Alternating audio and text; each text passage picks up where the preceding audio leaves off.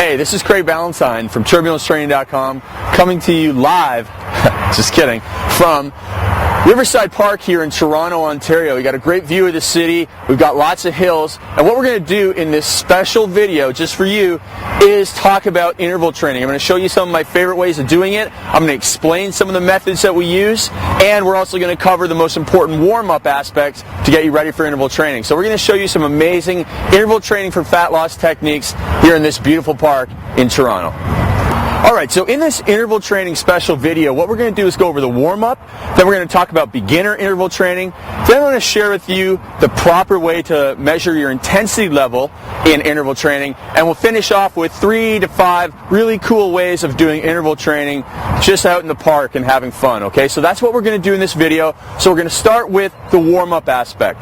Now, if you're just doing a regular turbulence training program and you've already done the resistance training, you don't have to do as much of a warm-up, okay? You just really need to go into some specific warm-ups intervals. So if you're going to do some sprinting, you might want to run a couple at 50%, 75%.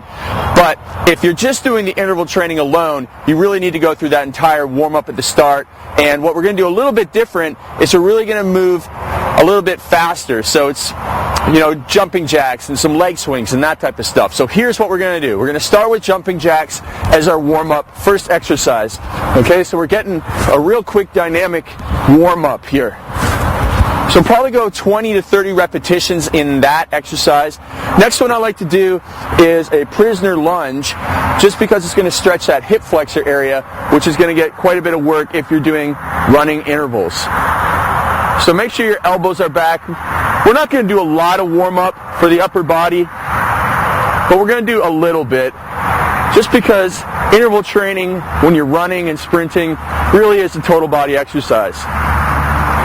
So probably about 6 to 10 repetitions there. The next thing I want to do is warm up we'll do a bodyweight squat next, and then we're going to go down to the ground and warm up the groin a little bit. So we can just do bodyweight squat with a little narrower stance than a prisoner squat.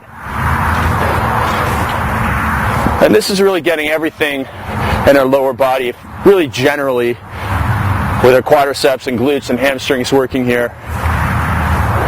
Okay, so we've done our jumping jacks, our lunges, prisoner squats. Now I want to go down to the ground and warm up the groin with our Spider-Man climb exercise. So just get we're going to get stretched through here. Again, if you're a beginner, you're not going to go through that full range of motion. You'll just go up to here and get a stretch and alternate sides. But if possible, you want to get a nice range of motion. Just get a nice little stretch there and then back.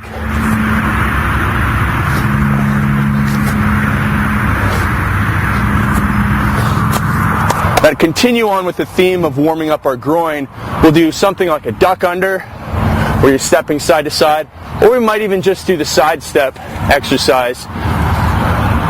And again, that warms up the groin. Now we've done quite a bit of stuff. Now we're able to go over and do some leg swings to warm up the hamstring. So instead of doing static stretching, we'll do some dynamic leg swings. Because if you're going to do interval training and sprinting on flat ground, you really have to make sure your hamstrings are warmed up. And we'll talk about ways to do interval training with less stress on your hamstrings as well. So I only did a few reps there, but do like 15 to 20 repetitions of that to fully prepare your hamstrings for the sprinting. Now you might also want to do some push-ups, some arm crosses, just to warm up the upper back. Because when you're going to be doing your sprinting, your arms are going to be doing a lot of pumping. So arm crosses, regular push-ups, or if you want to get Spider-Man push-up in there, again, that's a little more specific to what we're going to do. And now maybe we'll get into some running in place, high knees.